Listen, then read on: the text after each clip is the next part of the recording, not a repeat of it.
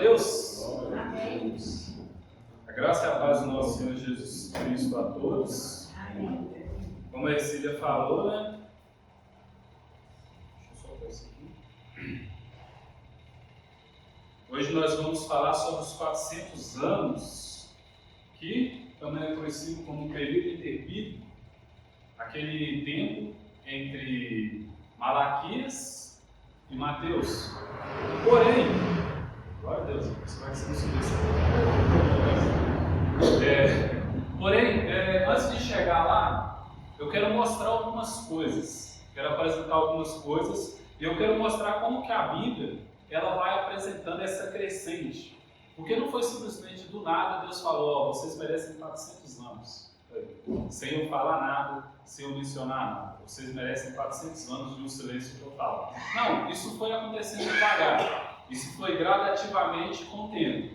Aqui eu até peguei uma citação do profeta Amós, que está escrito: eis que vem dias, diz o Senhor Deus, em que enviarei fome sobre a terra. Não fome de pão, nem sede de água, mas de ouvir as palavras do Senhor. Então era um tempo onde o povo estava ansioso para ouvir as profecias de Deus, estava ansioso para ouvir os profetas, estava ansioso para ouvir revelações, porém não teriam, seria um momento de silêncio.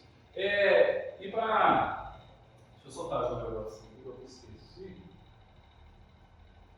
Amém? E para começar, a gente vai falar sobre essas coisas. A gente vai falar sobre o período babilônico, o período medopérsico, o período grego, o período de independência, conhecido como período macabeus, e o período romano. E para começar, a gente tem que entender uma coisa. Israel, ela foi dividida em dois reinos. O primeiro reino é o reino do sul, ao qual são duas tribos, que é a tribo de Judá e Benjamim, que a capital é Jerusalém. Nesse reino ministrou Joel, Isaías, Miqueias, Sofonias, Jeremias e Abacuque. E durante o exílio babilônico tinha Ezequiel e Daniel. E após o exílio babilônico tinha Ageu, Zacarias, Malaquias. Eles foram conquistados um século e meio depois que o Reino do Norte foi conquistado. O Reino do Norte tinha 10 tribos. A capital do Reino do Norte é Samaria. Lá teve 19 reis, né? E lá é conhecido como Israel. Nenhum desses reis agradou o Senhor. Um exemplo desses reis é Acabe, aquele que Elias ministrou contra. Eliseu viveu essa época, Amós viveu, Oséias, Jonas e Naum. Durou 2 séculos esse período onde os assírios estavam dominando eles. Então, o povo judeu foi separado em dois reinos, reino do sul, reino do norte. Porque quando a gente lê a Bíblia, não tem hora que é esquisito. Deus está enviando uma mensagem para Israel e Deus está enviando uma mensagem para Judá. E aí a gente olha e fala, não, mas Judá faz parte de Israel, Israel faz parte de Judá. Quando na Bíblia a gente lê esses profetas estão falando de Israel, eles estão falando do reino do norte. E quando eles estão falando de Judá, eles estão falando do reino do sul. Coisa que demora um pouquinho para a gente entender. E por isso que às vezes na nossa leitura bíblica fica tão enganado. A gente fala, eu não estou entendendo nada. Eu estava lendo um livro, eles estavam apontando os defeitos de Judá, os erros de Judá. No outro livro estavam apontando os erros de Israel. E depois eles mesclam tudo, não é tudo a mesma coisa. Não, houve essa separação e tem essa diferença entre o reino do sul e o reino do norte. E a gente vai entrar nesse período aqui, 588 a 586 a.C., que aqui o reino do norte já havia sido conquistado pela Síria. Aqui eu quis só trazer uma divisão para a gente entender mais ou menos as coisas, aonde a gente vai estar entrando, entendeu?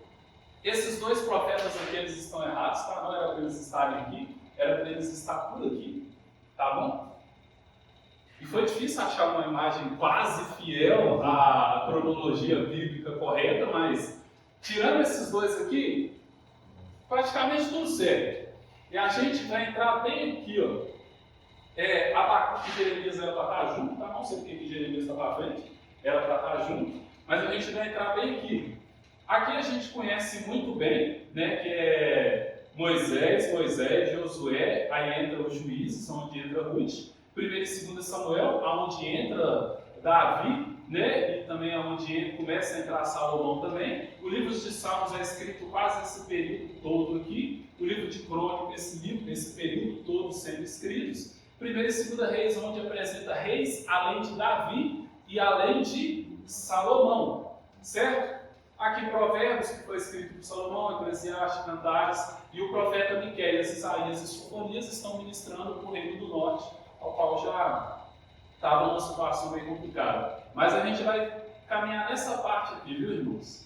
Essa parte aqui é maravilhosa, mas a gente não tem 365 dias de uma ministração, a gente tem pouco tempo, né? 1 hora. Então, a gente vai falar aqui, começar com esses dois profetas, o profeta Jeremias e o profeta Abacuque. Lá em Jeremias 1, verso 9 e verso 10, está escrito assim: E estendeu o Senhor a sua mão e tocou-me na boca, e disse-me o Senhor: Eis que ponho as minhas palavras na tua boca. Olha, ponho-te neste dia sobre as nações e sobre os reinos, para arrancares e para derrubares, e para destruires, e para arruinares, e também para edificares e para plantares. Então aqui o Senhor está conversando com o profeta Jeremias num período após Davi e num período após Salomão. E ele fala isso para Jeremias, e aqui é a situação de como o povo estava. Aqui são 2 versos do profeta Abacuque, vocês lembram como é que a situação estava? Onde o profeta Abacuque falou: Senhor, até quando gritarei por justiça? Até quando eu gritarei para o Senhor que existe impiedade? Até quando eu vou gritar para o Senhor que existe maldade? Até quando eu vou gritar para o Senhor que existem tantas coisas ruins? É o resumo do que Abacuque está falando aqui. Agora, Jeremias 7, 16, 29, é interessante a gente ver o que está acontecendo. Se vocês quiserem abrir lá, Jeremias 7, a gente vai ler do verso 16 ao 29.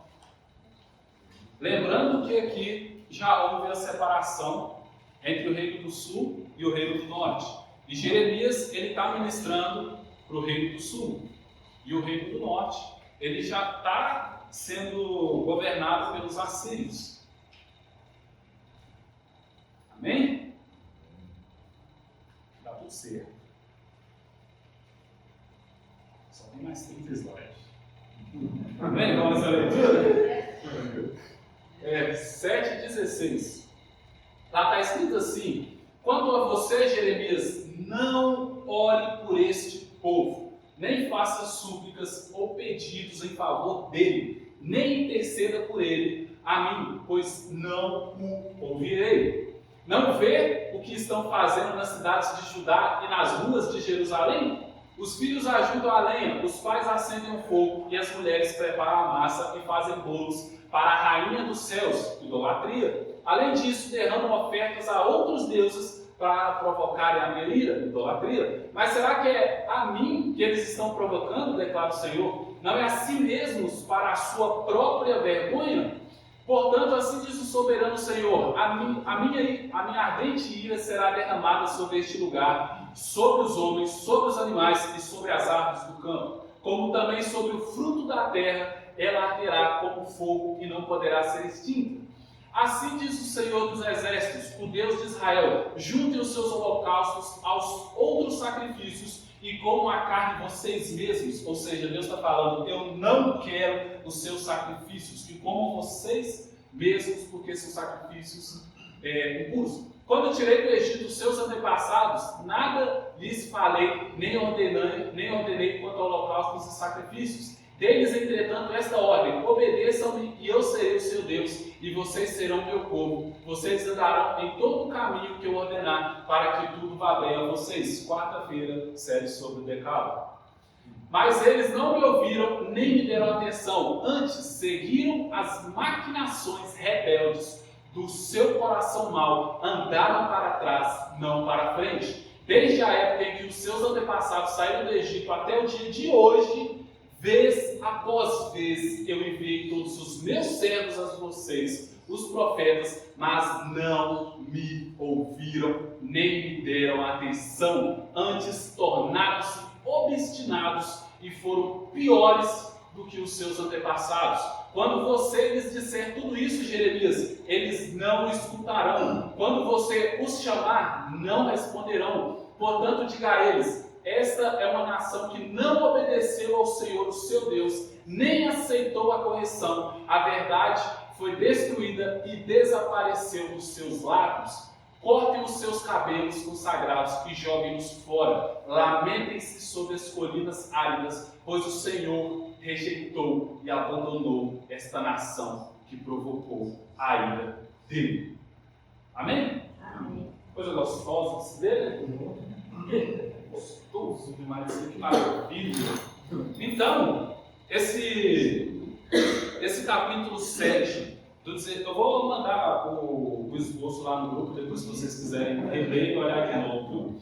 Mas esse capítulo 7, 16 ao 29, e Abacuque 1, do verso 1 ao 4, exemplifica muito bem como o povo estava. Ou seja, péssimos, horríveis, obstinados em pecar, obstinados em idolatria, obstinados ao erro. Eles não caminhavam conforme o Senhor queria. E é como Deus disse, que eu tirei, mas este povo, esta geração rejeitou ao seu Deus e rejeitou as palavras do seu Deus. Então esse era o estado que estava o povo. Eles rejeitaram o que Deus falou e rejeitaram os profetas. Porque se eu voltar aqui, pelo amor de Deus, eu vou ter que lembrar disso aqui, questão que eu vou conseguir mencionar quando eu voltar tudo. Porque a gente está aqui. Se a gente está aqui, olha o tanto de gente que falou para trás. E todas essas pessoas, João, a gente não sabe como foi escrito, está considerado no começo, mas todos esses aqui ministraram e nenhum deles foi ouvido. Então, tudo o que está escrito aqui, antes de Jeremias e Abacuque, o Senhor está falando que foi rejeitado. Então, é essa a situação do povo. E é essa a situação que Jeremias vem. Então, tudo isso que o Senhor falou para Jeremias e tudo isso que o Senhor falou para Abacuque, está lá em 600 antes de Cristo ainda. Então, tem muita coisa para caminhar. Lá em Jeremias 25, do 1 ao 14, Deus fala para Jeremias que o povo vai sofrer 70 anos de cativeiro babilônico. Em Jeremias 26, 11, eles ameaçam Jeremias de morte, por causa das palavras que Jeremias está falando e por causa das profecias que Jeremias está fazendo. Lá em Jeremias 39, 1 ao 2, é a queda de Jerusalém, ao qual a gente também encontra lá em 2 Reis 25, do 1 ao 26. Então Jeremias ele profetiza a queda, e acontece a queda, e ele vê a queda. E lá em 2 Reis também fala sobre essa queda, porém, se a gente ler o verso 27 ao 30, 2 Reis,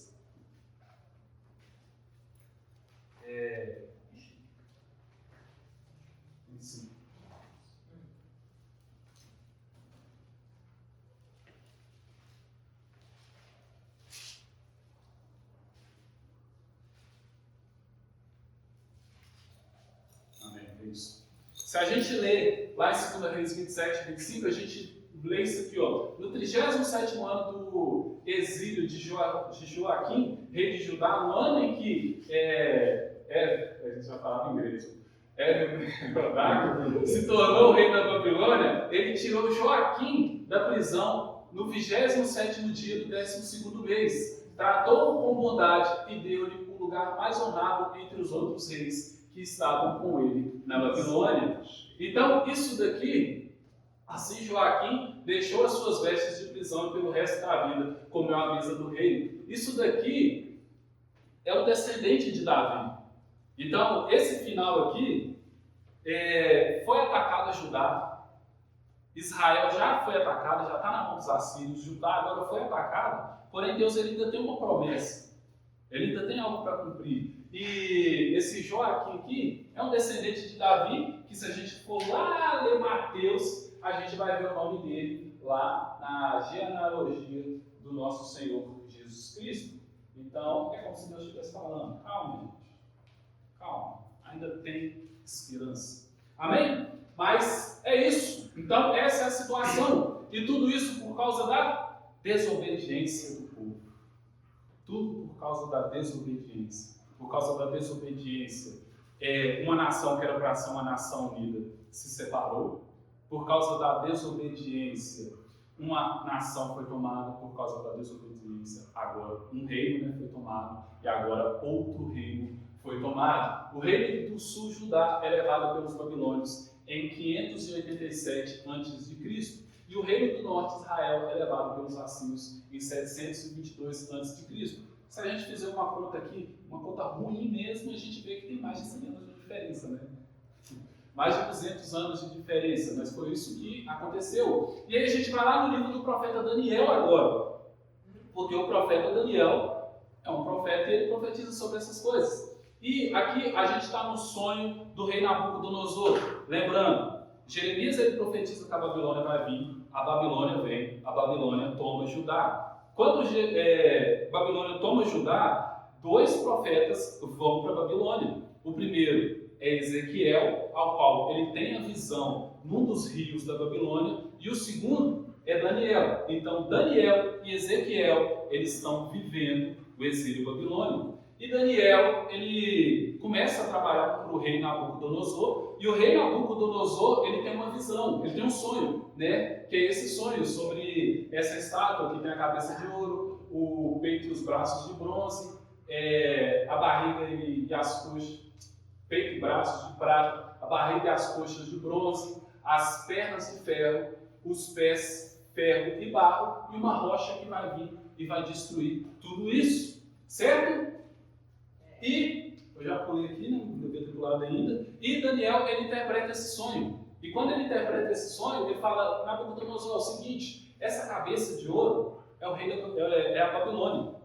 É a Babilônia, é esse reino ao qual nós estamos. Porém, vai vir outro reino e vai sobrepor a Babilônia, que é os medos e os persas. E por que os braços estão cruzados? Porque um está sempre dominando acima do outro. Tanto que quando eu estava fazendo o estudo, um sofrimento. Porque uma hora é Dário que está no controle, outra hora é Ciro que está no controle, do nada é Deus Abé que está no controle, do nada é Ciro II que está no controle, porque cada hora é um desses dois que está no governo. Uma hora é os persas, outra hora é os medos. E a barriga e as coxas de bronze é a Grécia, onde nós iremos falar de Alexandre o Grande. E depois disso chega Roma. Os pés a gente não vai chegar, né? E a pedra, sabemos quem que é a pedra, né? E Daniel, lá no capítulo 8, ele também tem outra visão que é muito interessante para a gente, que é a visão sobre o carneiro e o bode, onde tem toda uma luta, toda uma batalha, e esse carneiro, com esses 2 chifres, né? Ele representa os reis da Média e da Pérsia, que vão dominar sobre os babilônios. E o bode representa a Grécia, né? E ele tem um chifre, e esse chifre se quebra. Então esse bode é a Grécia, esse chifre, quando ele está unido, é Alexandre o Grande, e quando ele se quebra, eu acho que ele se quebra em 4, 5 pedaços, não sei, ele se torna outros governantes que vão estar lá, né? Então Daniel, lá no capítulo 5, 25, está escrito assim, esta é a inscrição que foi feita, Mene, Mene, Tekel, Parsim. Quem já viu isso daí? Todo mundo já viu, né? Essa parte é legal demais. E esse é o significado dessas palavras. Mene, Deus contou os dias do teu reinado e determinou o seu fim. Tekel, foste pesado na balança e achado em falta. Pérez, teu reino foi dividido e entregue aos medos e persas. Então, por ordem de Belsazar, e aqui reino babilônio, vestiram Daniel com um manto vermelho, puseram-lhe uma corrente de ouro no pescoço e proclamaram terceira importância no governo do reino. Naquela mesma noite, Belsazar, rei dos babilônios, foi morto. E Dário, o medo, apossou-se do reino com a idade de 62 anos. Então, Judá, né, ela foi dominada pelos babilônios, e agora os babilônios caem, e entra Dário, que é o medo. E lá em Daniel 9:2 está escrito, no primeiro ano do seu reinado, eu, Daniel, entendi pelos livros que o número dos anos, de que falara o Senhor ao profeta Jeremias, em que haviam de se cumprir as desolações de Jerusalém, era de 70 anos. Então Daniel, ele está lá, e aí chega Dário, né? Para falar a verdade, essa parte aqui ainda está ainda está com os babilônios. O livro de Daniel ele é muito complicado na questão da história para a gente pegar, porque porque no capítulo 5 é os babilônios, no capítulo 9 é os babilônios, mas no capítulo 6 é os medos e persas, né? Mas aqui, ele lê lá no livro do profeta Jeremias, no capítulo 25, que o tempo que Israel ficaria sob a mão dos babilônios seriam 70 anos. Seriam 70 anos, né? E aqui em Daniel 1:10, no terceiro ano de Ciro, rei da Pérsia, foi revelada uma palavra a Daniel, cujo nome era chamado Beltesazar. A palavra era verdadeira e envolvia grande conflito. E ele entendeu esta palavra e tinha entendimento da visão. Então aqui, Daniel, ele vê o fim do reinado babilônio. E esse rei, o Ciro, que aqui são 3 reis, tá, que a gente caminhou. Primeiro, Nabucodonosor, obviamente. Depois de Nabucodonosor vem Belsazar. Depois de Belsazar vem Dário. Depois de Dário vem Ciro. E depois de Ciro vem, acho que é Ciro II, ao qual ele libera. Veio o Ciro, ao qual ele libera o povo para poder voltar para Jerusalém, para Judá. E aí, quando ele libera o povo para voltar para Judá, a gente entra nessas 4 pessoas: Zorobabel, Esdras, Neemias e Esther. A primeira coisa que a gente tem que entender aqui é que o Antigo Testamento, dos judeus mesmo, Esdras e Neemias não são livros separados, são livros unidos, porque eles estão contando a mesma história. Não muda de história, é a mesma história que eles estão contando, que é da volta do povo para Judá, Jerusalém. E eles estão levando uma reforma religiosa e administrativa na questão estrutural de Judá. E a gente tem que entender que nem todos foram levados com os babilônios. Só os mais ricos, os mais pobres, continuaram a Judá. Zorobabel primeiro. Zorobabel liderou o primeiro grupo de retorno por volta de 537 a.C. e estava envolvido na reconstrução do templo, após o rei Ciro II ter ocupado a Babilônia. Então Zorobabel volta primeiro, depois volta Esdras, liderou o segundo grupo de retorno em 457 a.C. e era um sacerdote e escriba entendido da lei de Moisés. E depois volta Neemias, liderou o grupo de retorno que reconstruiu os muros de Jerusalém, tendo retornado após Esdras. Então acontece uma reforma religiosa e administrativa após o exílio, e o retorno de Esdras conta com 50 mil pessoas. E aqui tem esse quadro da restauração de Jerusalém, que é em 539, 530 a.C., que a gente lê lá em Esdras 1:6. Zorobabel não tem livro, mas se a gente pegar as primeiras coisas do livro de Esdras, a gente encontra Zorobabel lá, viu, gente? Então, Esdras 1:6 começa a restauração de Jerusalém.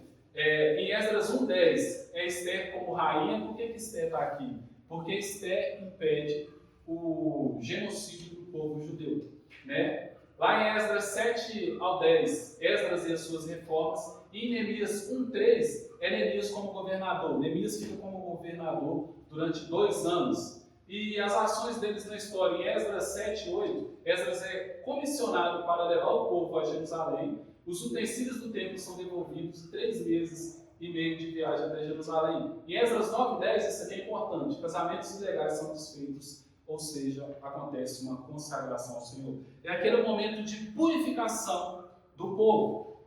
Amém? E aí a gente lê Neemias 13. Porque é importante essa leitura de Neemias 13 para a gente.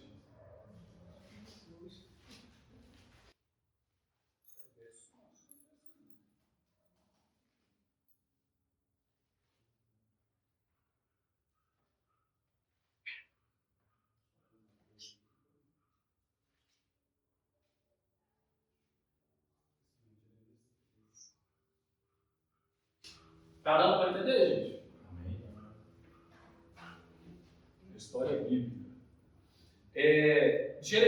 Neemias 13, como vocês podem ver aí, ele é o último capítulo do livro de Neemias. Então é a última coisa que nós temos do que Zorobabel começou a fazer, do que Esdras fez e do que Neemias fez. E agora a gente vai olhar o resultado. Porque o povo foi para a Babilônia porque o povo estava em pecado. E agora o povo voltou para uma restauração espiritual. Vamos ver o resultado dessa restauração espiritual. Naquele dia, o livro de Moisés foi lido em alta voz diante do povo, e nele achou-se escrito que nenhum amonita ou moabita jamais poderia ser admitido na comunidade de Israel, pois estes, em vez de darem água e comida aos israelitas, tinham contratado Balaão para invocar maldição sobre eles, o nosso Deus. Porém, transformou a maldição, Deus transformou a maldição em bênção. Quando o povo ouviu essa lei, excluiu de Israel todos os que eram de ascendência estrangeira, ou seja, ainda haviam estrangeiros, e agora eles leem a lei e eles expulsam os estrangeiros. Antes disso, o sacerdote Eleazar tinha sido encarregado dos depósitos do templo do nosso Deus. Ele era parente próximo de Tobias. Ele havia cedido uma grande sala anteriormente utilizada para guardar as ofertas de cereal, o incenso, os utensílios do templo e também os dízimos do trigo, do vinho novo e do azeite ordenados para os levitas, para os cantores, para os porteiros, além das ofertas para os sacerdotes. Contudo, enquanto tudo isso acontecia, eu não estava em Jerusalém, pois no 32º ano de Artaxerxes, aí já vai para outro, cara, rei da Babilônia, voltei ao rei. Algum tempo depois pedi a permissão dele e voltei para Jerusalém. Aqui soube do mal que Eliaseb fizera ao ceder uma sala a Tobias nos pátios do templo de Deus. Fiquei muito irritado e joguei todos os pertences de Tobias fora da sala. Mandei purificar as salas e coloquei de volta nelas os utensílios do templo de Deus, com as ofertas de cereal e incenso. Também fiquei sabendo que os levitas não tinham recebido parte que lhes era devida e que todos os levitas e cantores responsáveis pelo culto haviam voltado para as suas próprias terras. Por isso, repreendi os oficiais e lhes perguntei por que essa negligência com o templo de Deus? Então convoquei os levitas e os cantores e os restituí aos seus postos. Todo o povo de Judá trouxe os dízimos do trigo, do vinho novo e do azeite aos depósitos. Pus o sacerdote Selemias, o escriba Zadok e um levita chamado Pedaías como encarregados dos depósitos, e fiz de Anã, filho de Zacur, neto de Matanias, assistente deles, porque esses homens eram de confiança. Eles ficaram responsáveis pela distribuição de suprimentos aos seus parentes. Não estava funcionando, agora ele vai tentar de novo fazer funcionar. Lembra-te de mim por isso, ó meu Deus, e não te esqueça dos meus atos piedosos pelo templo do meu Deus e pelo meu culto. Essa parte é muito importante. Naqueles dias vi que em Judá alguns trabalhavam nos tanques de prensar uvas no sábado e ajuntavam trigo e o carregavam em jumentos, transportando com vinho, uvas, figos e todo tipo de carga. Tudo isso era trazido para Jerusalém em pleno sábado. Então eu os adverti de que não vendessem alimento nesse dia. Havia alguns da cidade de Tiro que moravam em Jerusalém e que no sábado traziam e vendiam peixes e toda espécie de mercadoria em Jerusalém para o povo de Judá. Diante disso, repreendi os nobres de Judá e lhes disse: como é que vocês podem fazer tão grande mal, profanando o dia de sábado? Por acaso os seus antepassados não fizeram o mesmo, levando o nosso Deus a trazer toda essa desgraça sobre nós e sobre esta cidade? Pois agora, profanando o sábado, vocês provocam maior ira contra Israel. Quando as sombras da tarde cobriram as portas de Jerusalém, eu acho que até aqui tá bom, né, gente? Tá bom? Já deu para entender que acabou que ficou a mesma coisa? Ou seja, é Zorobabel, é Esdras, é Neemias, é Esther protegendo esse povo de não ser destruído, porém o povo continua com as mesmas práticas. Foram 70 anos de confinamento, 70 anos de dor, 70 anos sob a mão dos babilônios, e mesmo assim o povo continuou em pecado quando voltou. Ou seja, não mudou nada.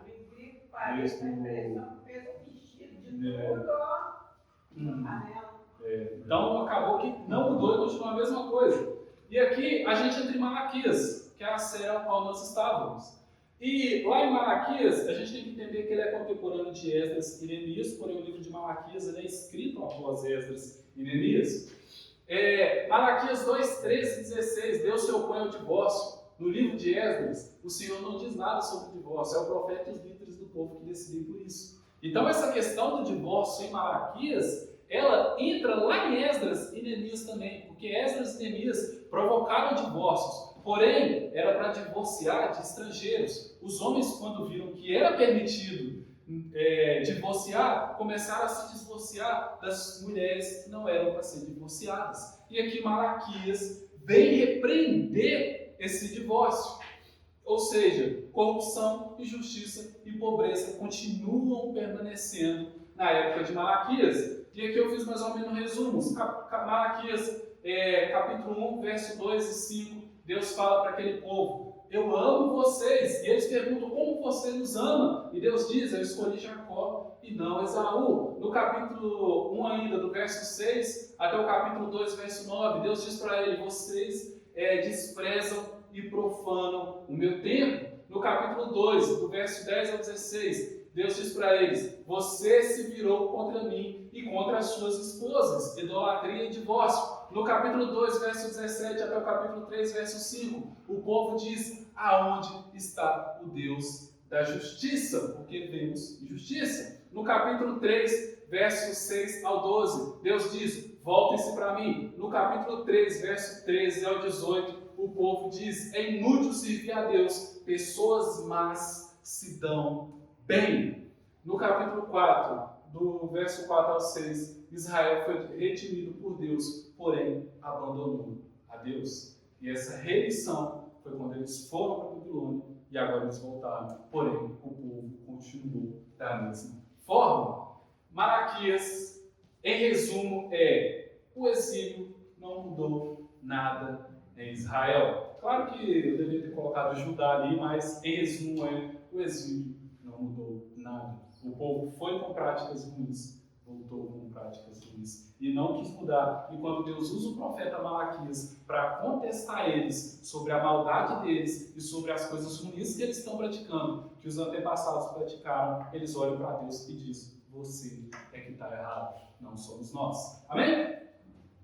E agora nós vamos entrar aqui na plenitude dos tempos. E a plenitude dos tempos é esses 400 anos que eu estou enrolando para chegar para falar, né?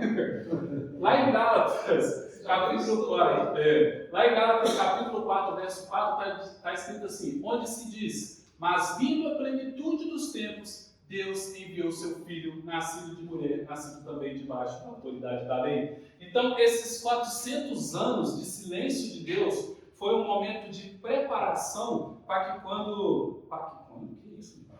que quando Jesus chegasse, o Messias chegasse, estivesse tudo exatamente como deveria estar. Esses 400 anos é para preparar a vinda do Messias. É o momento exato para o nascimento de Jesus, porque língua e cultura estariam globalizadas. Um grande número de estradas já teriam sido feitas, facilitando o deslocamento. A dispersão dos judeus e o estabelecimento de várias sinagogas já teriam sido feito, e o anseio da liberdade dos judeus nesses 4 anos querendo ser livres. Amém? A primeira coisa que a gente vai falar é sobre a língua, porque é importantíssima a língua para nós hoje aqui. Então, a língua, nós sabemos que o Novo Testamento é escrito em grego. Tem gente que fala, não, mas tal versículo do Novo Testamento em hebraico significa não sei o que. Cai nessa não. O Novo Testamento foi escrito em grego. E aqui, Alexandre o Grande. Aqui, é a Grécia. Olha o que Alexandre o Grande fez. Olha o tanto de coisa que esse homem conquistou. É à toa que é Alexandre o Grande. E aqui, ele morreu com 33 anos, após conquistar tudo isso aqui. E o que nos interessa realmente é isso aqui, Israel. Lembrando que a gente caminhou lá em Daniel, e lá em Daniel falava dos medos e os persas e dos gregos que chegariam, que é Alexandre o Grande. Então Alexandre está representado com aquele bode que tinha o chifre grandão. Porém, quando Alexandre o Grande morre, esse chifre se quebra, né, e dá lugar a mais 4 tipos de reinados, né? E esses reinados Antígono, que recebe a Ásia, Seleuco, que recebe a Babilônia e a Síria, Silicimago, que recebe o Helesponto, Cassandro, que recebe a Macedônia, Ptolomeu, que recebe o Egito. Esse lugar aqui, misericórdia. Língua grega. Durante o reinado de Ptolomeu, houve paz. Foram construídos...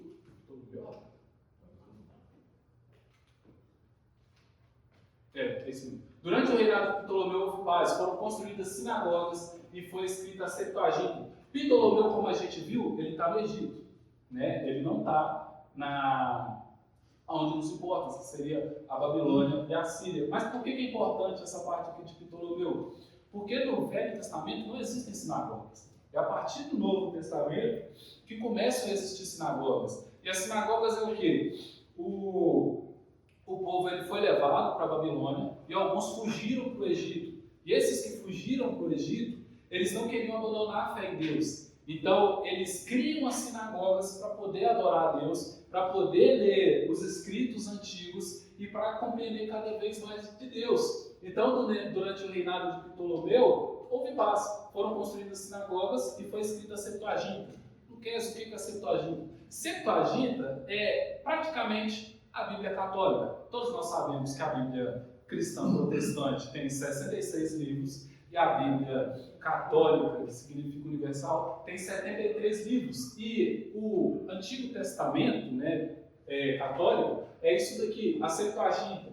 E com a exceção dos Seleucidas, tomaram Israel em 1198 a 163 a.C. e houve grande perseguição aos judeus. Isso daqui que aconteceu aqui com o pessoal que estava lá no Egito, também aconteceu com quem estava lá em Israel. Proibiu os judeus de fazerem sacrifícios, proibiu a circuncisão, mandou queimar livro, matava quem estava com os livros, tomou os utensílios de sacrifício do templo e construiu um altar e sacrificava porcos todos os dias do templo do Senhor. Então, quem estava lá no Egito, caminhava na sinagoga. O grego, ele já estava dominando toda aquela área, já era a língua mundial. É igual o inglês é hoje, o grego era naquela época.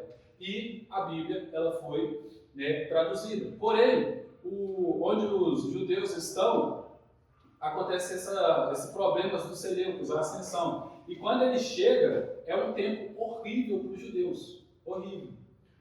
Todo esse tempo a gente chama de helenismo, né? Que é onde a língua, a estética, a cultura e os valores filosóficos, e eles tentam viver de acordo com o povo dominado. Então o grego ele te domina, né? Ele ganha aquela nação e ele coloca a língua dele, né?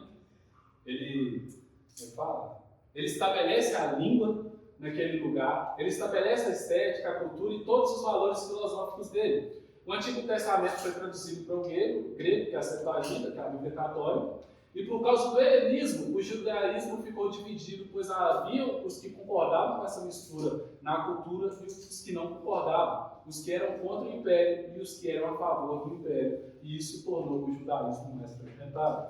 Então, durante um tempo não houve essa perseguição, e quando não houve essa perseguição, a língua grega dominou, e aí a Bíblia ela é traduzida para o grego, né? E começa a acontecer essa fundição das culturas. Alguns judeus aceitam isso e falam, não, por que a gente vai lutar contra os gregos? Por que a gente vai contra eles? Sendo que eles não estão nos maltratando. Porém, outros judeus eles são contra isso. E aí depois acontece toda a perseguição, né? E Macabeus é um ponto importante na história. Em 167 a.C., lembrando de tudo que eles estavam fazendo, e sacrificavam porcos todos os dias no templo do Senhor. Sabemos que o porco é um animal impuro para a cultura judaica, né? Em 167 a.C., os judeus conseguiram vencer os exércitos helênicos. Então surge Judas Macabeus, e não Judas Macabeus, o pai dele, mas Judas Macabeus é o mais famoso, e ele organiza uma revolta contra os judeus. E nesse tempo eles conseguem, os judeus não, contra os gregos, e nesse tempo eles conseguem ganhar dos gregos. E eles ganhando dos gregos, eles estabelecem um reino judaico independente entre 142 a 63 a.C. Os judeus foram dominados pelos romanos nesse período. A família dos Macabeus estabeleceu-se no poder e iniciou uma dinastia real sacerdotal, dominando o poder secular e religioso daquele lugar. Mas o fato dos Macabeus terem ganhado dos gregos e eles terem ganhado o poder criou outro problema. Primeiro, eles já estavam separados por causa que alguns concordavam com os gregos e outros não. Agora Macabeus consegue derrotar os gregos, só que agora Macabeus tem poder, eles se tornam sacerdotes, eles se tornam reis ali. Porém, isso acarreta mais divisões entre o povo, porque quem é rei sobre Judá são a descendência de Davi. E Macabeus, eles não são da descendência de Davi, eles não são da linhagem de Davi.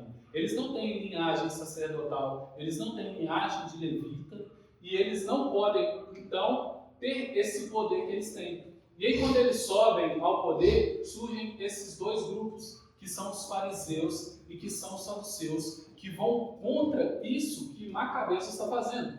Os fariseus já eram um grupo religioso importante, conhecido por sua rígida observância da lei e crença na ressurreição, e no Messias. Eles se destacavam por sua postura moral e por sua dedicação à Torá, Pentateuco. Eles não eram ricos, eram pessoas comuns, eram artesãos, eles eram humildes. Porém, eles se destacaram por causa da sua observância sobre a lei. Eles se destacaram por causa de como eles viviam a lei. E eles tinham essas duas crenças aqui que os diferenciam dos saduceus. Os saduceus eram um grupo religioso, influente e poderoso no período interbíblico. Eles eram os ricos. Os fariseus, entre aspas, eram os pobres, mas que viviam a lei corretamente. E os saduceus eram os ricos que viviam a lei corretamente. Eles eram principalmente sacerdotes no templo de Jerusalém e, embora considerados partes da elite religiosa, social e política, eram vistos como conservadores, materialistas e não acreditavam na ressurreição ou em anjos e não aceitavam a tradição oral dos fariseus, que era a interpretação e elaboração da lei. Então, tá vendo como é que foi só se afastando o povo? Parece? E aí chega Roma. Roma domina sobre esses povos. E o Império Romano, ele traz uma unidade política, ele traz infraestrutura, ele traz tecnologia para a construção de estradas, ou seja, até hoje tem estradas que esse império construiu aí, então realmente a tecnologia deles é melhor para nós, né? Os caras, deixa aqui. O que tornou fácil a ida e a vinda com tranquilidade. Conforme conquistam a infraestrutura avança e a segurança no tráfego avança. O mar Mediterrâneo é um mar romano, de tão poderoso que eles se tornaram. Isso ajudou na pregação do Evangelho.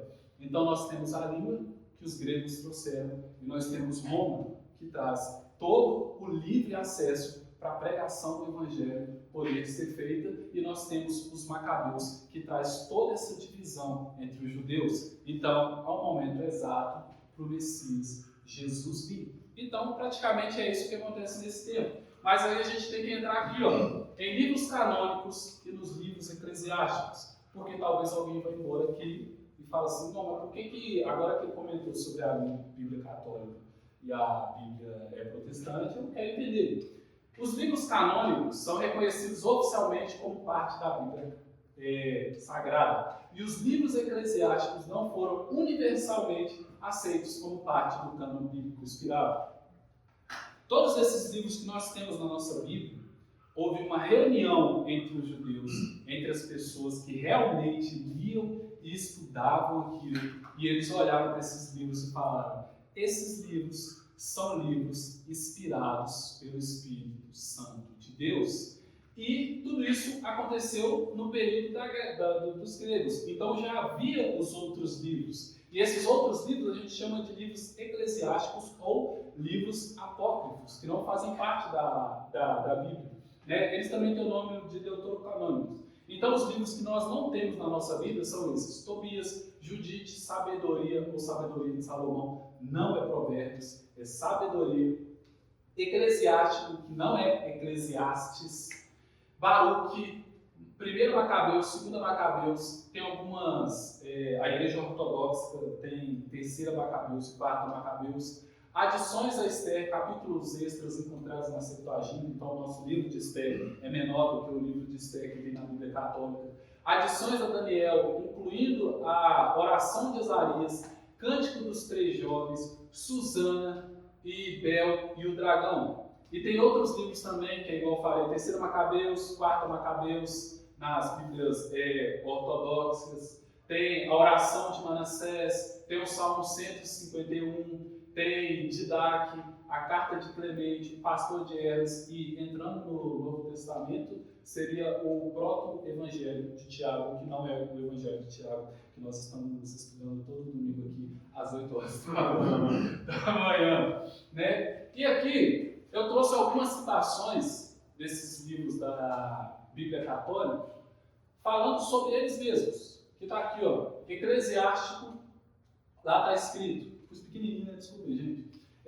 Exorto-vos, então, a consagrar a leitura desse livro com boa vontade e atenção muito particular, e a perdoar-nos se, apesar de todo o esforço de interpretação, não conseguimos encontrar palavras adequadas para expressar certos conceitos. Ou seja, o próprio escritor está falando que ele se esforçou ao máximo para trazer um ensino bom. Porém, ele pode estar errado. E como nós sabemos, não existe erro na Bíblia.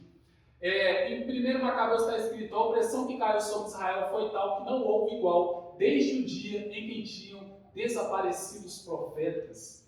Ou seja, Malaquias, Ageu e Zacarias são os últimos profetas registrados antes desse período interbíblico. E o próprio escritor de Macabeus está dizendo isso, que sumiram os profetas. Ou seja, ele não é um profeta, e quem escreveu o Eclesiástico também não. Em 2 Macabeus está escrito, tem uns versículos aqui, viu, gente? 2 Macabeus 15, 37 e 38. Por isso, aqui ponho fim à minha narrativa. Se o fiz bem, de maneira conveniente, a uma composição escrita, era isso que eu queria. Se fracamente e de modo medíocre, é o que eu consegui fazer. Então, o próprio escritor está falando, está praticamente nos dando, né, a certeza de que não é um livro inspirado por Deus. E o cânon, né? Como que os judeus fizeram isso? A partir de sabedoria e interpretação bíblica. Nesse momento surgiu os fariseus e os mestres da lei lendo aquilo e procurando a certeza sobre aquilo. E se a gente ler Romanos 3, verso 1 e 2, fala que o cânon veio dos judeus. Mas por que isso é importante? Porque a Bíblia Católica, o cânon não é o cânon dos judeus, é o cânon grego, é outro cânon. Nós seguimos o cânon judeu. Todos os livros que nós temos na nossa Bíblia, os judeus têm na Bíblia deles também. Mas e os judeus que não acreditam em Jesus Cristo? O nosso Antigo Testamento é a Bíblia que eles leem. Tudo que tem no nosso Antigo Testamento é aquilo que eles leem na reunião deles. E os católicos não. O Antigo Testamento deles é diferente do escrito que tem para os judeus. Tem livros a mais, tem coisas a mais. Em Romanos 9, verso 4 e 5 diz que vem deles, vem dos judeus. A primeira revelação vem dos judeus. Então é correto a gente seguir a revelação que vem dos judeus, não de outros. São deuterocanônicos apócrifos. E aqui em 2 Timóteo 3,16 está escrito: toda a escritura é divinamente inspirada e proveitosa para ensinar, para repreender, para corrigir, para instruir e para instruir justiça. Ou seja, não existe isso de me desculpa, me perdoa, eu tentei, eu fiz o máximo que eu pude. Não. Toda a escritura é inspirada divinamente por Deus para ensinar, para repreender, para corrigir, para instruir em justiça. Ou seja, tudo que está aqui é proveitoso. Tudo que está aqui é certeza do profeta que estava escrevendo e é certeza do Espírito Santo que estava apresentando. E aqui eu finalizo essa mensagem. Amém? Vamos orar? Glória a Deus.